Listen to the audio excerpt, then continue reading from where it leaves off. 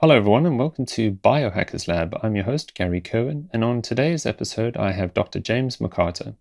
Dr. McCarter is currently an adjunct professor of genetics at Washington University School of Medicine and is the senior entrepreneur in residence at Biogenerator in St. Louis. He was also the former head of research for Virta Health and a previous guest on the Biohackers Lab show for episode 44. James, thanks so much for coming on for another episode. Excellent, Gary. I'm glad to have the opportunity to speak with you. Yeah, so the reason I've got you on is because we're going to be discussing a recent Medium article that you shared that I thought was very interesting to read and, of course, went a bit viral on Twitter. And that was where you got to share the current keto myth-busting evidence that's related to research. So we're going to be busting some keto myths today and sharing what the facts are. But before we get on to what those different ones are, could you just explain to listeners the exciting news how the ADA changed its guidelines using Virta Health evidence? Yeah. So, one of the things is, as Virta has been working to expand its offering is that we use, as part of our intervention of continuous remote care, we combine that with nutritional recommendations that use nutritional ketosis to reverse type 2 diabetes, in our patients. But the ADA guidelines for the last, really going back years are silent on low carbohydrate and ketogenic nutrition, whereas they used to recommend a low fat diet. That's largely kind of gone by the wayside, but they still are recommending Mediterranean and plant-based diets. And so they have a cycle of reviewing the information.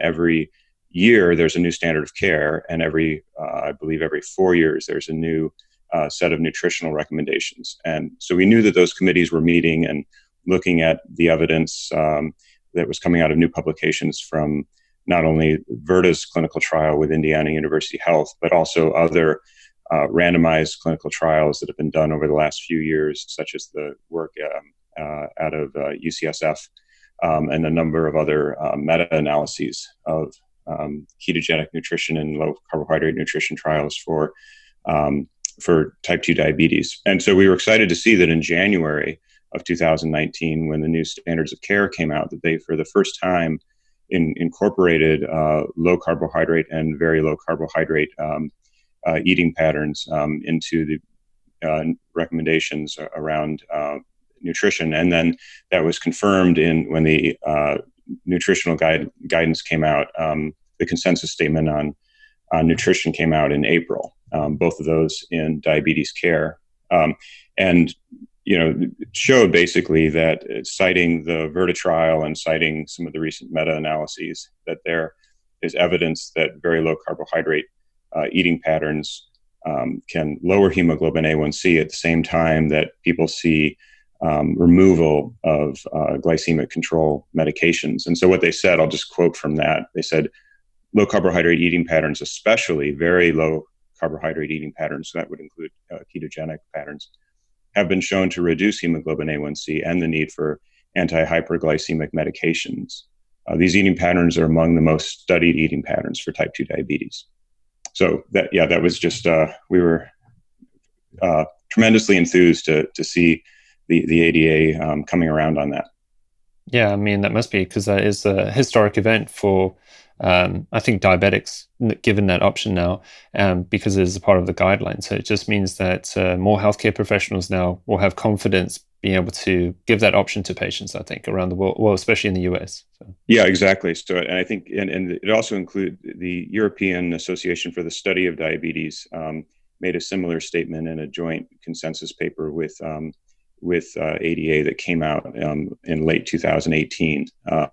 So I think it applies at least to some practitioners in Europe as well. And I think that makes for patients who want to explore this dietary pattern as a way of treating their diabetes, it makes that conversation with their medical provider much more comfortable. And I think it puts the provider in a better position too, that they don't have to feel that they're giving guidance that's outside of the guidelines.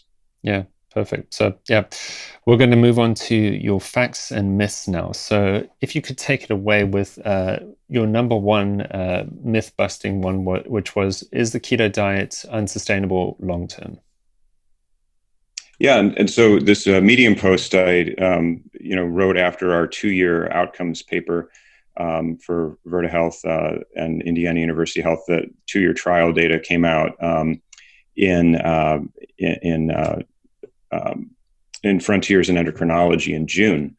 And so I started looking back at our 1-year data and our 2-year data and saying, what are some of the things that are commonly given as kind of roadblocks that are thrown up around trying ketosis, that we now have a lot of data from clinical trials to suggest that that's not the case. And so one of the most common is sustainability. Can people do this long term? And we now have evidence of 74% retention of the hundreds of patients in our clinical trial out at 2 years. And so all of those individuals, nearly all, have demonstrated that they've been in nutritional ketosis at least for a time, but based on their ketone levels by blood. And in terms of what they're doing out at 2 years, it's a variety of different things. There's some people who really get dialed in on a strict ketogenic diet, generally less than 30 grams of carbohydrates a day, and want to do that long term. And then there are others that, as they've got better insulin sensitivity, are able to kind of expand their dietary choices. And so while they're still on the relatively low carbohydrate end of the spectrum, perhaps less than 100 grams per day, they're not necessarily strictly staying with a ketogenic diet long term. So it really depends on kind of what's sustainable for the patient, and do they continue to see favorable biomarkers in terms of their blood glucose and their weight and the other changes that are occurring within their health. And if they require strict ketosis to sustain those, then that's something they can shoot for. If they do well without being in strict ketosis, they can do that as well. So, but I think it's, to say that ketosis is only something that can be tried for, a few weeks or a few months is incorrect. Mm-hmm. And now you've got the data behind it for type 2 diabetic patients. I mean, Yes. you yourself, you're not diabetic, but you've been in ketosis for several years now too. Yeah, coming up on 7 years. So it's definitely sustainable for you. That's a good N equals 1 there. Yeah. Perfect. So, and then what about the second myth, which is that being on a ketogenic diet could cause diabetic ketoacidosis? Yeah. So, one of the challenges just in terminology is that when a physician or an endocrinologist hears nutritional ketosis or keto, they may immediately jump to their medical training around diabetic ketoacidosis. And so it's really just kind of the vocabulary there, that these are very distinct metabolic states. Ketoacidosis is a dangerous event that occurs with very high ketone levels in the absence of insulin, together with very high glucose levels, and resulting in a metabolic acidosis. And that is not at all what nutritional ketosis is, which are ketone levels that are about 1/10 as much, with normal physiological control of glucose and insulin.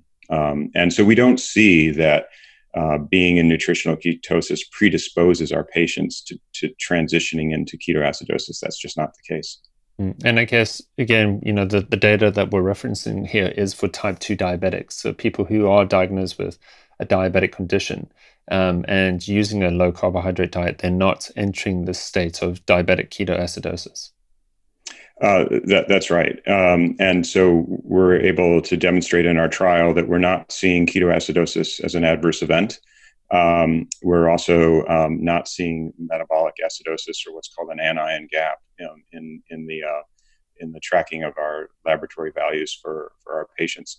I would add a couple of notes. That one thing that we do with the Virta clinical practice is that we generally will remove patients from what are called SGLT2 inhibitors, which are one of the diabetes medications. It's known and been shown in case reports that SGLT2 inhibitors predispose patients to ketoacidosis and to what's known as euglycemic ketoacidosis. So they can get a ketoacidosis in the absence of a glucose rise because they're removing glucose from their blood through the kidneys, filtering and disposing of glucose in the urine. And what we want to do is we want to not miss an event like that. So we want to avoid somebody having this adverse reaction to an SGLT2 inhibitor. And so generally, we will take our patients off of those medications. Okay. Is there any particular name for those so that someone would know that they're on them? Let's see. So Invokana is one. Jardiance, Flarziga would be a couple of those. Okay. Yeah, perfect. Yeah. So maybe, and again, it's just good information for anyone listening to this. The third myth here is that being on a ketogenic diet will cause low blood sugar. Yeah, and so this is something that we also don't see. So, one of the ideas that people have is that as you enter into nutritional ketosis, it's going to drive your blood sugar down not only to normal, but actually below the normal range, and that's just not the case. The thing that we're careful of in the medical practice within Virta is to remove, again, medications that can cause this. And so if you're having a high dose of insulin, whether you're in ketosis or not, that can predispose you to a hypoglycemic event. And then sulfonylurea drugs. Most people don't need to be on those. And in the case of the clinical trial population, we actually removed, got 100% elimination of sulfonylureas. So I can throw some brand names out there. Again, I didn't have that handy. I'll have that for you next time. But you want to kind of get off of the drugs that you no longer need that are predisposing you to these hypoglycemic events in the first place. Yeah, and I guess anyone listening to this who is on any of these drugs. Yeah, and so those sulfonylureas would be like glipizide and glyburide are two of the most common. Okay.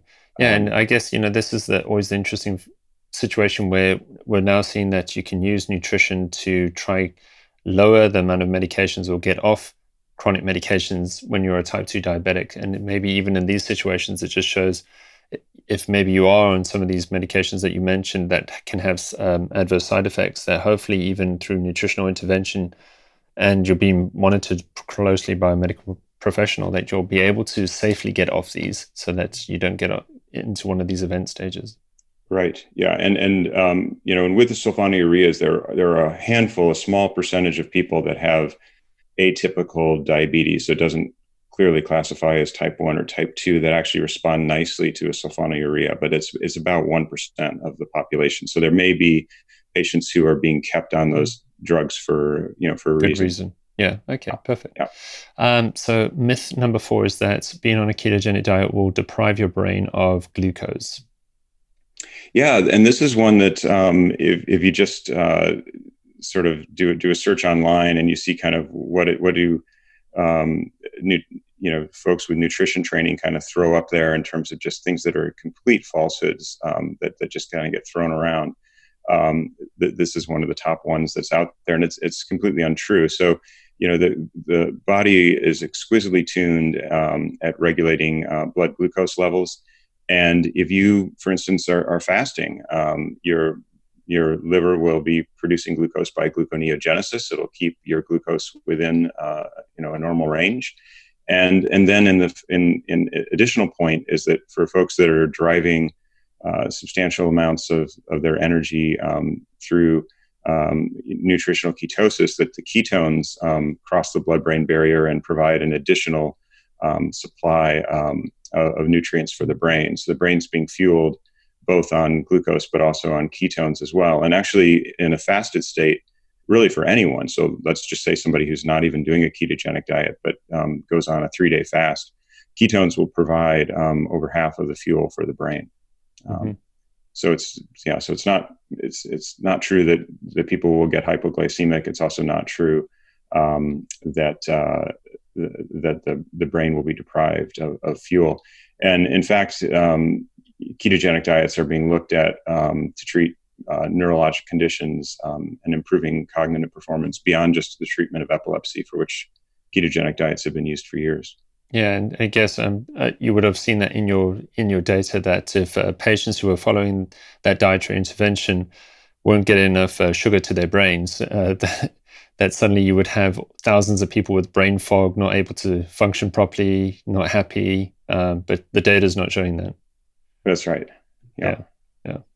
Cool. So myth number 5 is that the ketogenic diets will cause cardiovascular damage.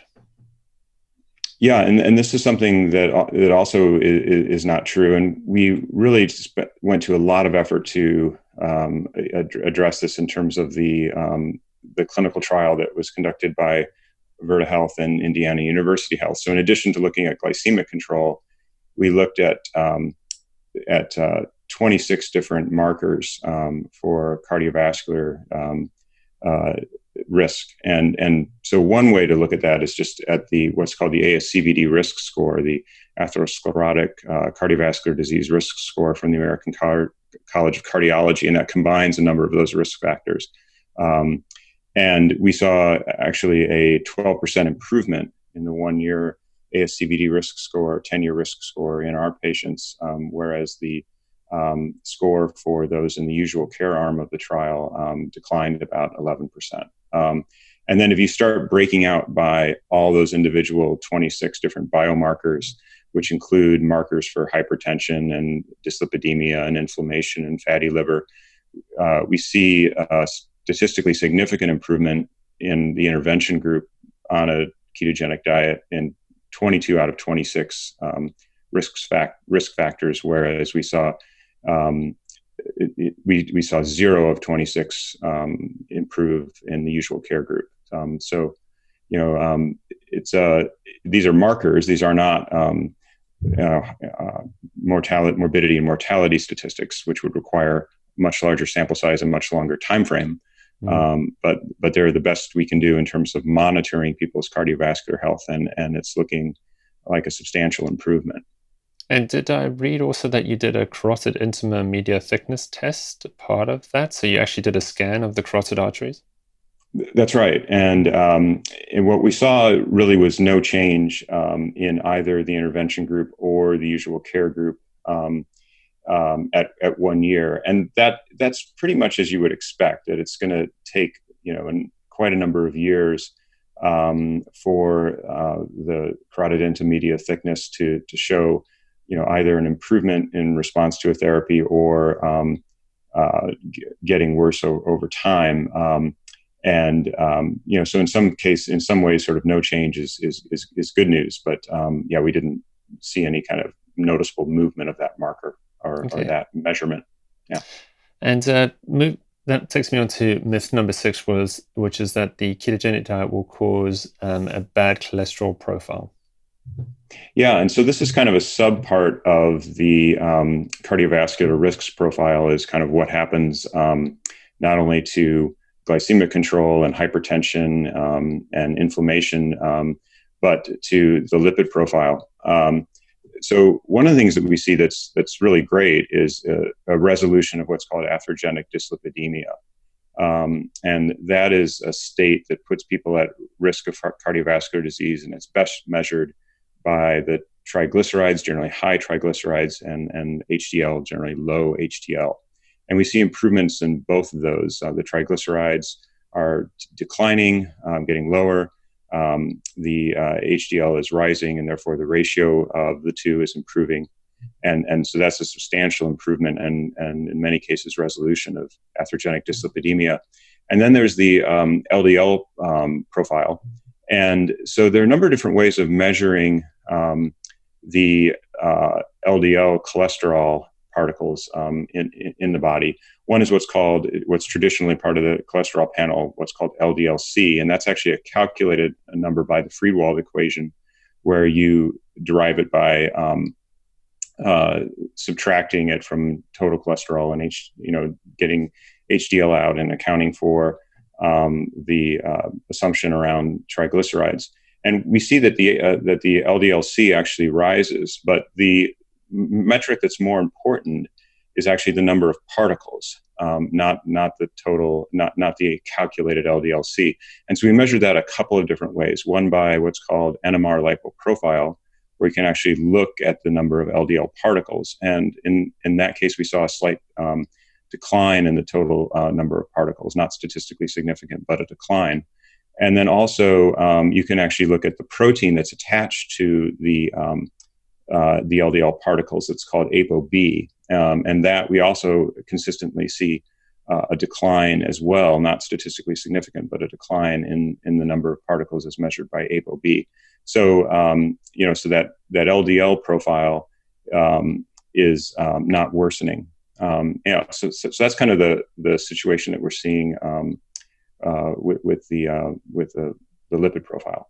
And because I guess that, again, that's always the hot topic is, and I think, still to this day, and I only think that maybe that question will be put to rest with years of data when we have patients who've been eating a ketogenic way or very low carbohydrate way, and the mortality and morbidity rates aren't significantly worse, 30, 40 years down the line. But we just aren't at that stage. But at least people can rest assured a little bit at the moment. Yes, your LDL will go up a little bit. It sounds like, I've had that discussion a lot with people, but when you get into more nitty gritty aspects of it, people are saying it's a better profile than what it was previously. So right. So getting into sort of, you can use a number of different techniques, including NMR lipoprofile, to kind of look at the distribution of particles. And so you see this shift from what are called small dense LDL particles to what are called large buoyant LDL particles that are thought to be less atherogenic.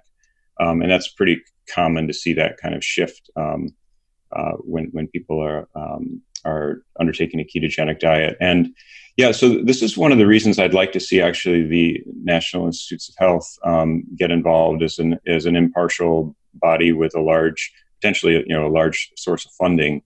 You could enroll thousands of patients and look over like a 5-year window.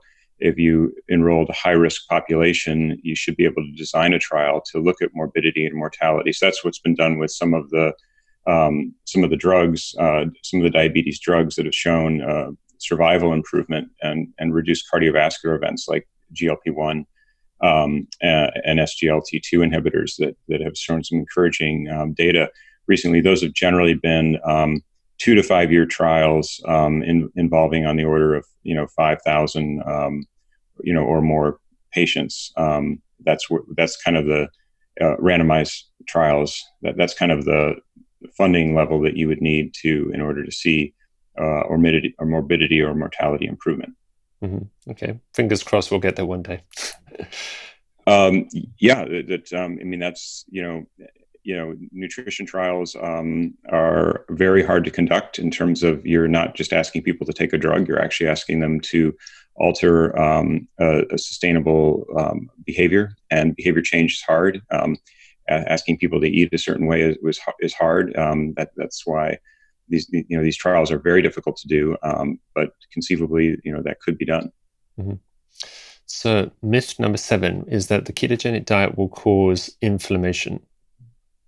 Yeah, and so the thing that is often comes up is that you can part of a ketogenic diet can include eating meat and eating dairy, and so people will make the claim that meat and dairy will cause inflammation. And this is actually, we just don't see this in our trial outcomes. When people are eating a ketogenic diet, they show sharp reductions in high sensitivity C-reactive protein, a 35% reduction at 2 years, and a 7% reduction in white blood cell count. And this is to some degree expected based on the mechanistic understanding of ketones. It's known that beta-hydroxybutyrate is an inhibitor of the NLRP3 inflammasome, which is one of the complexes that's involved in triggering inflammation within the body. So we know both from mechanistic studies in cell culture and in animals, as well as now this human trial work, and also not only the work that Virta's done, but also work Jeff Volek's lab has done at Ohio State, looking at metabolic syndrome and monitoring large panels of inflammatory biomarkers that you see this improvement in chronic inflammation. Mm. And again, if you're a diabetic patient, inflammation is a thing you definitely need to get under control for vascular damage point of view too. Yes, yeah, no, it's likely just as important in terms of the etiology of cardiovascular disease as is the lipid profile. Mm. So myth number 8 is that going on a ketogenic diet will cause hypothyroidism or disrupt your thyroid hormone. Yeah, again, we just don't see this. We're not seeing new cases of symptomatic hypothyroid in hundreds of patients. There's no evidence in the published literature that the thyroid requires dietary carbohydrates, which is kind of out there on the internet, but there's just no evidence to support that. You can see changes in thyroid hormone levels, but what we saw was that mean thyroid hormone T4 was unchanged, and you would expect that that if there was hypothyroidism, that you would see a rise in TSH as the system tried to crank up to generate more thyroid hormone. We actually see a numeric decrease on average in TSH. Okay, yeah, and so then when I do see it often too. And do you think it's in certain cases where people are under eating, like it's a calorie issue that they do, that they're linking this to? That's a good question. I don't have a good answer to that. I know that in some cases, you'll get changes that are occurring that are largely due to the adaptation to ketosis that can be accompanied by changes in the handling of salts. And so, I think it's probably worth spending a little more time on the changes in electrophysiology. But basically, people get hyponatremic; they have low sodium levels, and that can cause fatigue and headache. And those sometimes people will attribute to hypothyroid or a problem with the adrenal glands, where in fact it's more a matter of electrolyte intake. And so we should probably spend a little bit of time on that. I don't know if now's the time to talk about that or whether we'll come back to that. Yeah, maybe that might be we could probably have a whole episode about electrolyte balance just with the ketogenic diet there. Yeah, well, I'll do like the 30-second version of it now, and that is that basically as you're getting into nutritional ketosis, that's going to result in lower levels of insulin. One of the things that insulin does, in addition to its role in glucose metabolism, is it signals the kidneys for the retention of sodium and then water that travels along with that. And so as you enter into nutritional ketosis, your body will be not reabsorbing sodium to the same degree that it had been previously. So you'll be dumping sodium in the urine. You'll be increasing your fluid output in the urine. And so if you don't do anything about that, you'll get low in sodium, hyponatremia, and low in overall circulating volume. And so you need to replace that salt, replace that sodium, and replace those fluids. And so largely that you can avoid all of those symptoms that are associated with what's called keto flu can be avoided by just increasing daily sodium intake. And that can be done by more heavily salting the food or having broth or bouillon or other sources of sodium. And so that's going to move me on to another myth. I'm going to just shift them around a little bit. But whilst we're talking about kidneys, does the ketogenic diet harm your kidneys? Yeah, again, we don't see that in our clinical trial outcomes. We actually see that the glomerular filtration rate, the EGFR,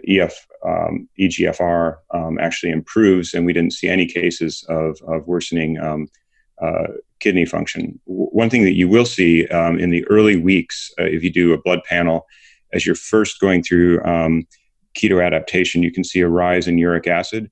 that will then return to normal values very quickly. And so the uric acid levels were unchanged at 1 and 2 years.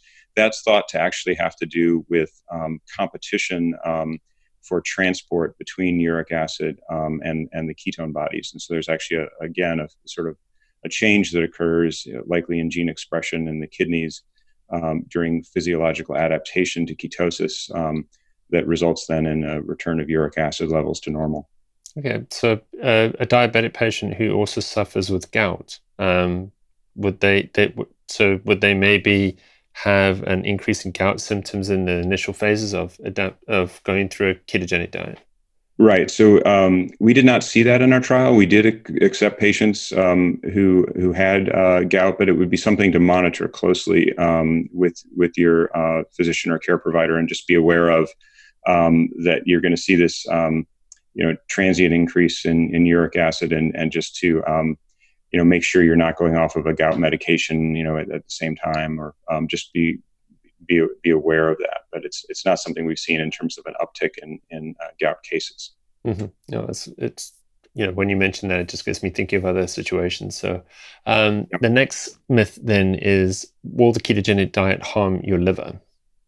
Yeah, and this kind of goes back to some rat studies where if you formulate high-fat diets in certain ways, you can actually increase the stored fat in liver in rats. But actually, in fact, as you implement a ketogenic diet in humans, and we've shown this, other groups have shown this as well, is that you actually decrease the amount of fat in the liver.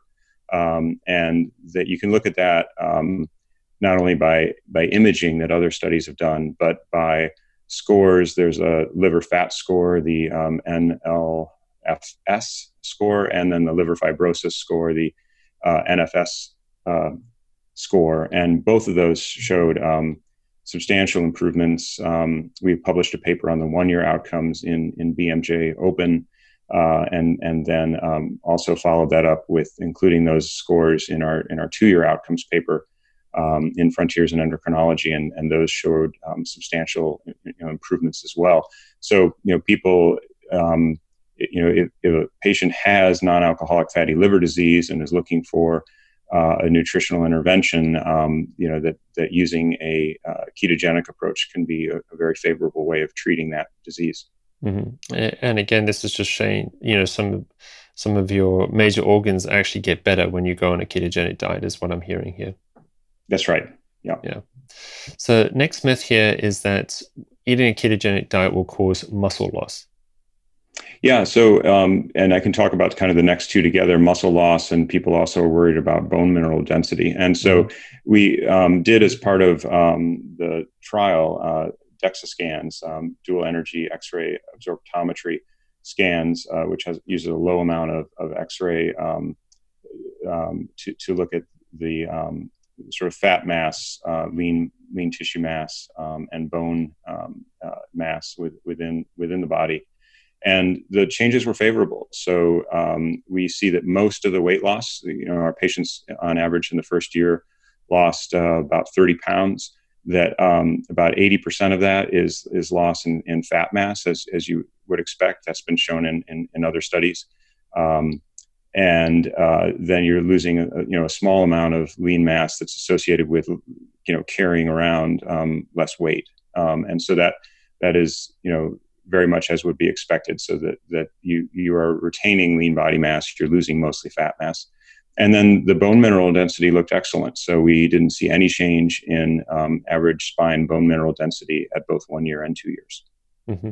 And when we're talking about patients here, these are patients who are on the Virta Health diet.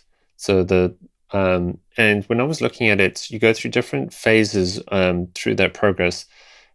Are most of these people then on the maintenance phase, or were they from day one when they were diabetic and then they started the diet and they went through all the phases, and then eventually by year 2 they were on the maintenance phase? Because I was seeing a difference in calorie intake between the different phases, and it just would be interesting to know which cohort of patients were in this data. Right. So let me talk a little bit about the trial design, and then we can talk about kind of calorie intake and what that might look like. So the Virta Health trial included 465 patients that were enrolled in 2015 and 2016 in central Indiana. That included 262 people in the intervention group with type 2 diabetes, another 116 with prediabetes that will be published in a separate paper, and then another 87 people with type 2 diabetes that were in a usual care group. And so we followed up all of these individuals over the course of initially a 70-day, and then 1 year, and then 2 years. And so the usual care group was following recommendations from a registered dietitian using the ADA guidelines for 2015 and 2016, and was, so the Virta folks were not involved in their care, and then the Virta folks were supporting the people in the intervention group, and providing not only nutritional recommendations but a whole series of online nutritional educational videos, interaction with a health coach, and access to a team of health coaches that provided kind of round the clock coverage, interaction with a physician, as well as an online community, and then biometric feedback. So it wasn't just sort of a series of nutritional recommendations. There actually was an entire support process called continuous remote care. And then in terms of the dietary intervention that was occurring over that time frame, it was highly individualized. So the idea of Virta is that these nutritional recommendations are difficult to do. If everybody could read a book and get better, we wouldn't have to do anything. That diabetes would be cured. But that's not the case. People need a lot of support, and they need a lot of individualization. And so what the software and the health coach are doing are taking sort of these general nutritional guidelines and then individualizing them so that it works for somebody in any life circumstance, whether somebody's working the night shift and eating at a company cafeteria, or whether they're cooking for a large family or traveling on business. You have to adapt the nutritional recommendations to work for them, and it has to work for kind of whatever their dietary preferences are, whatever their socioeconomic status is, whatever their religious practices, whatever it might be. So high degree of individualization. And then one of the things that we did not ask people to do was to keep a food log that's really would be onerous over the course of 2 years. And it also, those kind of dietary recall data collection methodologies are seriously flawed. People generally cannot remember exactly what it is that they ate. They tend to underreport calories. And so the utility of that information would be highly suspect. And so, our thought was really what's much more useful is the biomarker, is measuring blood beta hydroxybutyrate on a daily level. It gives us a good, chance to look at their sort of degree of ketosis. That's much more useful to us and to the patient than trying to capture a calorie count and a macronutrient count from food recall. Okay, yeah. So in this case here, just thinking, some people may attribute it that it was the reduction of calories, which is like one of the approved methods for diabetic control, which is a very low calorie diet. But in this case, this intervention isn't looking at that, it sounds like. Yeah, and I would say in terms of sort of the mechanism of action of why are people getting better, I think some of it is attributed to the weight loss, but I think sometimes there's a reversal of cause and effect. There's this assumption that that extra weight is the problem, or extra fat mass is the problem, when in fact, mechanistically, it's likely that both the diabetes and the extra fat mass are related to the hormone levels of hyperinsulinemia and insulin resistance as a putative kind of underlying mechanism, so that they are correlative but not necessarily causal. But you may see sort of, you could have symptomatic improvement because of a loss of fat mass. But there was a study that was done again out of Jeff Volek's lab at Ohio State. Recently just published, I believe in July, in JCI Insight, looking at people not with diabetes, but with metabolic syndrome, and addressing this question directly, which is to say, hey, let's compare a low carbohydrate, moderate carbohydrate, and high carbohydrate diet in individuals with obesity and metabolic syndrome, let's hold the weight constant. So we'll provide all of the food, and we'll shift people between these various diets for a 4-week block of time on each diet. And if people start losing weight, we'll provide more calories. If people start gaining weight, we'll provide fewer calories. So we'll try to hold their weight steady.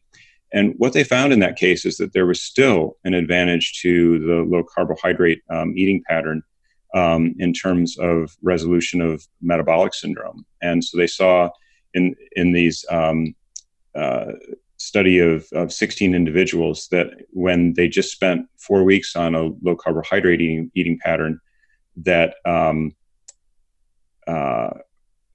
9 of the 16 no longer met criteria for metabolic syndrome after the end of 4 weeks. 9 of 16 with the low carbohydrate, 3 of 16 met that criteria with a moderate carbohydrate, and only 1 of 16 met that that criteria for metabolic reversal of metabolic syndrome with high carbohydrate. So you can, bottom line is that a low carbohydrate nutrition pattern can effectively reverse metabolic syndrome even in the absence of weight loss. Yeah, and again, that's, as you said, you're trying to keep that more consistent it kind of takes that calorie equation out of it a little bit more there. So there's something else going on there. Yeah. Yeah, and I think that kind of what's interesting about that, it kind of sounds like people get confused about how can how can that be the case, but I think in terms of the underlying physiology and biochemistry, it's important to remember that you are not what you eat, you are what you save and make from what you eat. And so actually when people consume high levels of starch and sugar, they rapidly will turn that into fat. That's the kind of, if you overconsume those calories, that will get converted into fat, whereas just consuming fat won't necessarily result in an increase in fat. So for instance, in the same study, they looked at the fatty acid profile of the blood, and they actually saw that while saturated fat consumption increased in the low carbohydrate eating pattern, the amount of saturated fat in the blood actually declined. So it's counterintuitive. Mm. Well, we've got through all the myths that were in your Medium article, and I just wanted to say thank you so much for sharing even more information. And if anyone has read that article, they got to learn even more about what each point was. And probably just as we're coming to the end of the show here, I know that you are big into quantified self and doing a lot of self-testing. Are you doing anything interesting at the moment, or you found any interesting findings? Yeah. So just real quick, I was putting off getting an Oura ring, and I finally broke down and said, I really want to play around with one of these. And so I went ahead and got one of those back in, I think it was June.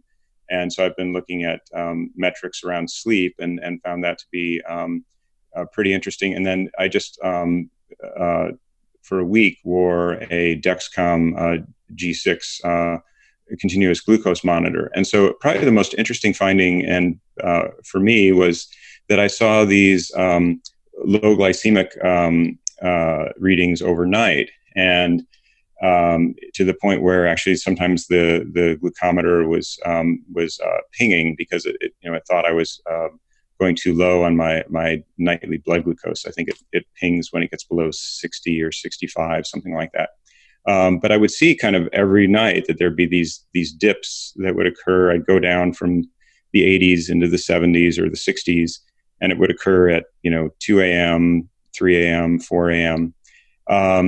And it roughly correlated with what the Oura ring said were the REM sleep patterns, the rapid eye movement sleep that occurs largely sort of in the second half of the night is when most of the REM events occur. And so that was pretty interesting. It's, sort of, is there increased glucose uptake occurring in the brain during REM sleep that it could account for kind of these lower blood circulating blood glucose levels. And I found one paper in Diabetic Medicine from 2009, decreasing concentration of interstitial glucose in REM sleep in subjects with normal glucose tolerance. It was a very small study of 13 subjects, but they saw the same thing, is that you do get these overnight dips in blood glucose that coincide with REM sleep. So that was kind of cool. That is very interesting. And in this case here, you're not concerned how low your glucose levels went during that stage. Yeah, I was asymptomatic, and that sometimes actually the the the Dexcom glucometer is connected to your cell phone, and so the cell phone pings with a low glucose alert, and so it woke me up a couple of times, and I felt perfectly fine, and ended up kind of moving my phone so that it wouldn't wake me up. Yeah, and I mean that's why type 1 diabetics particularly, they also need that continuous glucose meter, especially at night. And I had a previous guest, Carrie Diulis, and she would tell me that that was why she did an open loop or closed loop. I've forgotten which one it was now, but to allow her to sleep through the night properly. Right. Yeah, and I don't want to minimize the seriousness of these alerts that are occurring in folks with type 1 diabetes, or insulin dependent diabetes. That's indeed very serious, and I know it for children with type 1 diabetes, it can cause their parents to get very little sleep, as the concern of these hypoglycemic events overnight. So I by no means should those do I mean to minimize those, but for somebody who's non-diabetic and just is wearing a glucometer as a learning process, this was kind of an interesting observation. Yeah, that would be because again, I haven't had a chance myself to test continuous glucose meter.